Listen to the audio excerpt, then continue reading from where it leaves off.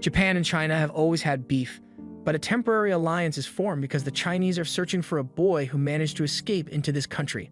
The little boy in question fled the Ming dynasty with the help of a monk named Shoan, and is currently in the middle of an elaborate scheme to steal fish from this old man with the help of his dog, Tobimaru.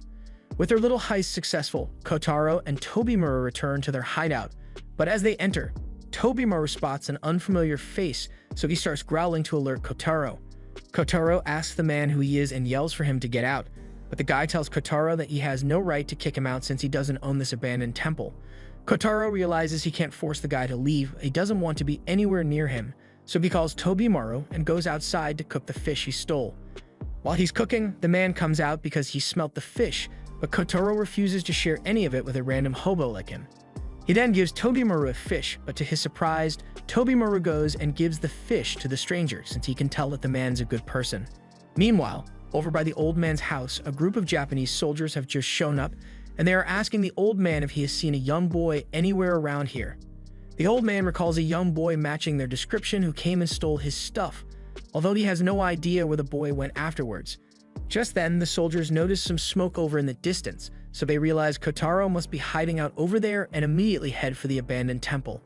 Back at the temple, Tobimaru senses someone approaching and Kotaro knows this is bad news, so he immediately yells for Tobimaru to follow him so they can escape. However, before he can make it out the door, his path gets blocked and he gets smacked through the wall by a rock. One of the soldiers approaches the man and tells him to step aside because they are here on official business from Lord Akaiki. But Ronin doesn't let him pass because no matter who they serve, it doesn't give them the right to beat up a little kid. The soldier is offended that a mere bum would dare to disobey him, so he draws his sword and tries to cut him down. But Ronin dodges and smacks the soldier in the head with a pot. The other soldier sees this and decides to attack the dog first for some reason, but it doesn't work out well for him since he gets his throat ripped out by Tobimaru. The two Japanese soldiers are done for, but there's still one Chinese soldier here, and he's much more skilled than the others. He immediately throws two daggers at Ronin, but before he could be hit, Tobimaru jumps in front of him and blocks it. Since his surprise attack failed, Chinese warrior then pulls out a whip and begins flailing it around in an attempt to hit Ronin. But in the process, Ronin manages to turn the tables and uses the Chinese man's whip to pull him in before crushing his neck against a wall, all without unsheathing his sword. Ronin is glad he made it out of that alive, but this place is way too dangerous, so he can't stay here any longer and starts packing his bags to leave. Meanwhile, Kotaro goes to check on Tobimaru, but he's not looking too good.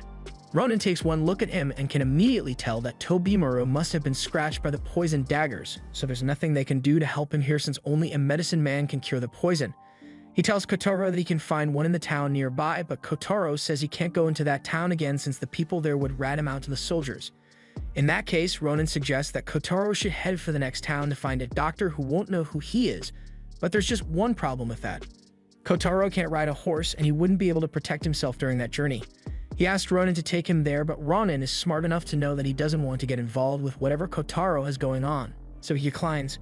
Kotaro tries to guilt him into helping by pointing out that Tobimaru only got injured because he was protecting Ronin, but Ronin reminds Kotaro that he was the one who killed the soldiers, so if anything, he saved them. He then tries to leave, but Kotaro is desperate, so he runs out in front of Ronin and offers to give him his jewel in exchange for getting treatment for Tobimaru and then escorting him to safety. Ronin can tell that the jewel is genuine and it's apparently worth 10 gold coins, so he agrees to escort Kotaro and takes one of the dead soldiers' horses so they can head to the next town. There they find a medicine man to treat Tobimaru, and after a little treatment, he says Tobimaru will be able to survive.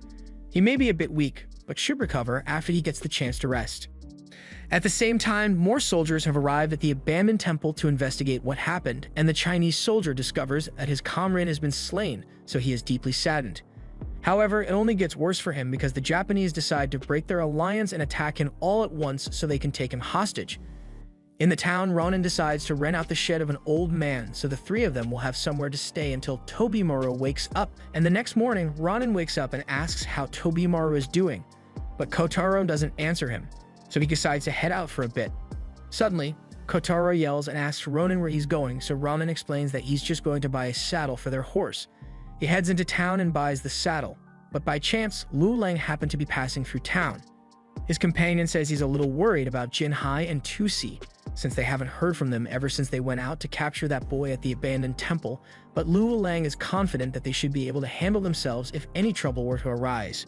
Still, he never could have imagined that it would be this difficult to catch a single boy in this country, and if they don't find him within the next 4 days, they are going to be stuck in Japan for another year.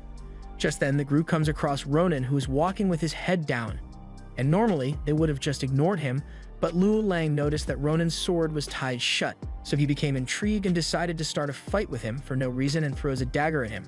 Ronan stops walking, so Luo Lang charges at him in an attempt to get him to draw his sword, but Ronan simply blocks and chooses to stay on the defensive instead of attacking.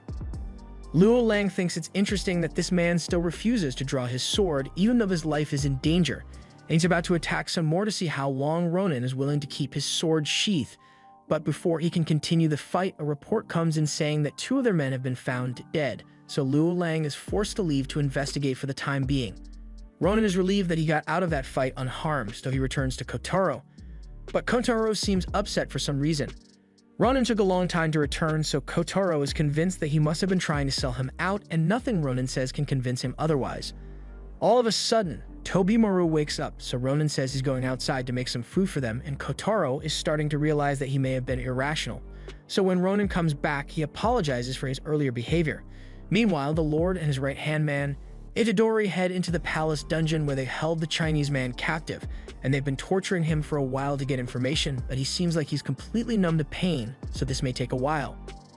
In the meantime, since Tobimaru is feeling better, Ronan decides that they should keep moving, so they get back on the road and continue their travel. After traveling for a while, they stop at a hot spring to take a bath, and while Ronan is bathing, Kotaro asks a couple of questions because he wants to get to know him better. However, Ronan says there's not much to talk about. He once served a lord, but they've since lost their land and power, so he's a wandering samurai now. People used to call him all sorts of names like red-haired demon back when he would fight in wars, but Kotaro thinks that's a little strange since Ronan looks nothing like a red demon. However, he then notices that the black color is washing out of Ronan's hair, revealing a full head of red hair. Kotaro is a little shocked after seeing this, so he asks Ronan if he's a foreigner. Ronan says he's not sure about his origins because he has been an orphan all his life, but after he learned how to color his hair black, his life got a lot easier since people stopped staring so much. Back at the palace, it finally managed to break the Chinese man's resolve, because they discovered that he had been taking a drug that numbs his body to pain, and without it, he became an absolute mess and told them everything about the Chinese emperor's plan. According to 2C, there is a legend stating that once every 100 years, a boy is chosen to be sacrificed, and if his blood is drawn at a very specific time on a special altar, it can be used to create the Xian medicine, which supposedly grants immortality. Whether the legend is to be believed or not is an entirely different matter, but for now, since they know what the Chinese are up to, they can plan accordingly and finally rid themselves of the Chinese. Ronan and Kotaro arrive at the Mangaku Temple, so their contract has been fulfilled and Kotaro hands the jewel over to Ronan, but there's something Kotaro says he needs to tell him. He was kind of bluffing when he said the jewel was worth 10 gold coins, because it's really only worth about 1 gold. Ronan is shocked that he was being scammed this whole time, but he doesn't really mind since he had fun traveling with him.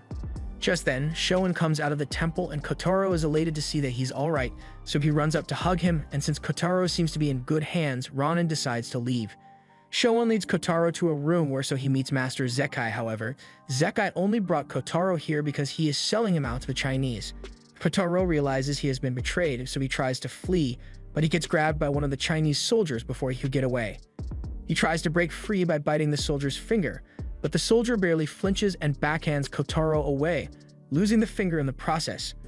Kotaro falls unconscious after being hit, so the Chinese soldiers grab him and are about to leave, but all of a sudden, they are attacked by a bunch of Japanese soldiers sent by Lord Akaike. So one of the Chinese men stops to fight them, and frankly the Japanese soldiers don't stand a chance, so they send a messenger to ask Itadori for help. The messenger happens to run past Ronan, and once he notices the blood stains, he realizes something bad must have happened, so he rushes back into the temple. Once the Chinese men have defeated the Japanese men, they start making their escape, but Ronan soon shows up and begins chasing them because he refuses to let Kotaro be kidnapped. However, despite his best efforts, one of the Chinese men throws a poison dagger at his course, so Ronan falls off and can't keep up with them anymore. He wants to save Kotaro, but he has no idea where the Chinese are taking him, so he goes back into the temple to confront the people who sold Kotaro out. Zekai sees Ronan approaching and tries to attack him, but Ronan quickly knocks him out and then turns to Shoun. He demands to know where the Chinese are taking Kotaro and what they plan to do with him. So Shoun reveals that Kotaro is being taken to the newly built altar, and by midnight, he is going to be killed so his blood can be harvested.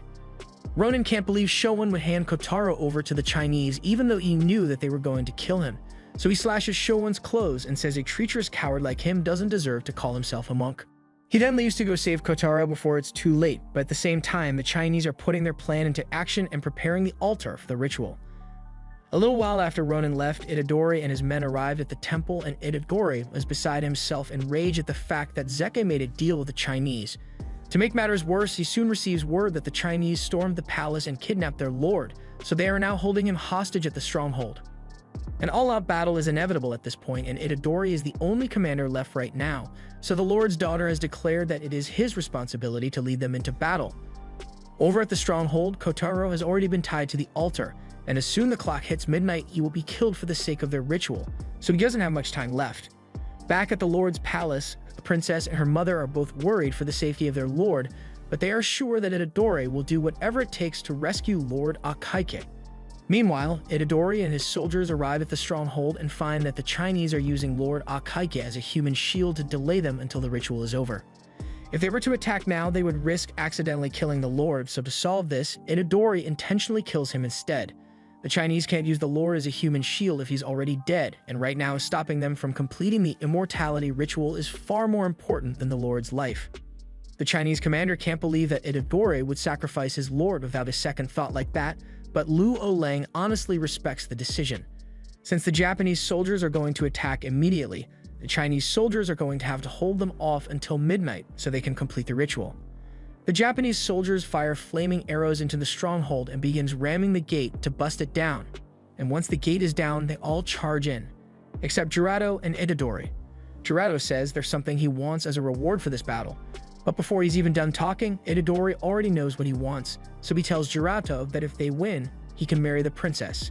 Jirato then rushes in and takes out the snipers with his bow, but a second later, an axe wielder catches up to him and blows his head off, so it looks like he won't get to marry the princess after all. Eventually, Ronan arrives on the battlefield, and as soon as he spots Kotaro at the top of the altar, he begins running towards him, but before he could make it, a nearby tower comes down and falls on him. Ronan is knocked out for a second, and while he's unconscious, he has flashbacks to his time as the Red Hair Demon.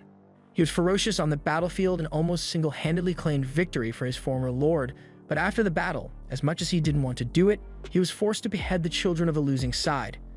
From that day, Ronan decided he would never unsheath his sword again because he couldn't bring himself to wield it after what he had done, but now he has something he truly wishes to protect, and he will do whatever it takes to make sure Kotaro is safe. As he is running towards the altar, one of the Chinese soldiers try to stop him, so Ronan unsheaths his sword and slices the guy in half without stopping for even a moment. And then, just as Kotaro is about to be executed, Ronan throws his sword right into the neck of the soldier.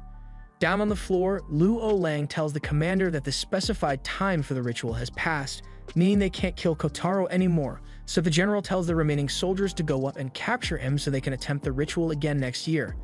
As Ronan and Kotaro are trying to escape, the soldiers corner them and knock Ronan off the staircase. Right now, all he has is his sheath, so he is really struggling to fight back against the soldiers. But luckily, Kotaro throws his sword down to him, so he manages to stab the first one through the head, but in the process he gets blinded by the blood squirting in his eyes. The second one notices this and uses the opportunity to push him off the ledge, so they both fall several meters down. However, when they finally land, Ronan is mostly alright, while the soldier has a sword stuck in his neck. Since he still can't see, Ronan trips and falls off the side of another ledge, so Kotaro rushes to catch and pull him up. However, this leaves him wide open, so the general pulls out a gun and is about to shoot him. But before he could do so, Luo Lang chops his arm off because he thinks it would be a shame to defeat Ronan in such a fashion. Besides, he never really liked serving the Chinese emperor anyway. He has never met a warrior who could match him, but Ronan looks like he would give him a good fight, so Luo Lang confronts Ronan and patiently waits for him to get back to his feet because he wants to have a fair duel. Ronan takes his sword and agrees to fight Luo Lang, so the two charge at each other and begin parrying each other's attacks, so by the end of it, both sides are only left with minor injuries. Luo Lang's starting to enjoy this, so he charges in again, and this time he manages to land a cut on Ronan's shoulder. So Ronan is forced to go on the defensive and tries to create some distance by running away. However, Luo Lang gives him no breathing room and continues to push Ronan back, so Ronan falls off the side of another ledge and lands with a sword lodged in his forearm. Luo Lang is still coming after him, so at the last second, Ronan pulls the sword out of his arm and uses it to counterattack Luo Lang. The two of them simultaneously land their attacks, but while Ronan's sword pierced Luo Lang's chest, Luo Lang's sword had been deflected by the jewel Kotaro gave him. Thanks to that, Ronan emerges the victor of that battle, and since there's no one left to chase them, Kotaro takes Tobimaru and the injured Ronan and rides off. As they ride away, Kotaro suggests that once Ronan has healed, they could leave the country and go on an adventure. They may have to become mercenaries or bandits to make money, but as long as the three of them are together, he's sure they'll be fine.